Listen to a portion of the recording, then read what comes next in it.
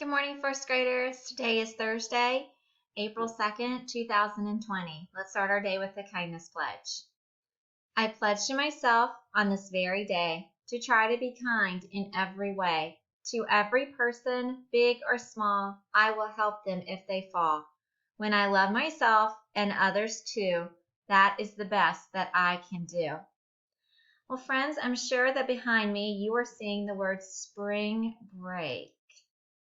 And spring break officially starts tomorrow. Now, my spring break this year is way different than I thought it would be, but sometimes different can be good. So I'm going to enjoy some relaxing time at home with my family, and I hope that you'll do the same too.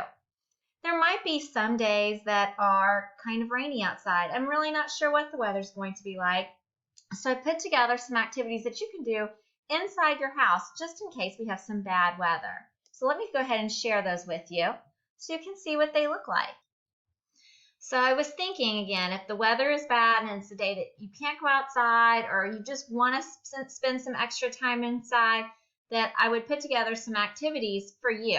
So here are some of the things that you can do, and I'm going to highlight a few of my favorite. First of all, you can go to this really cool site called Art Hub Drawing. And on this site, it's run by an artist, and he shows you different ways to draw different things. He goes through it step by step with you. It's like a directed drawing. It's really fun. The NASA site, you can listen to interviews with astronauts, see some pictures from space. Really, really cool. I also included GoNoodle.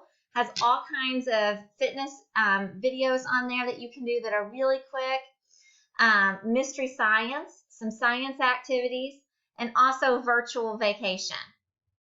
I hope that you guys will check out some of these activities when you're looking for something to do on your spring break, and let me know what you think of them. Friends, I hope that you're enjoying your e-learning time. I know it's not the same as being at school. I miss all of you all, and I hope to see you really soon. Bye.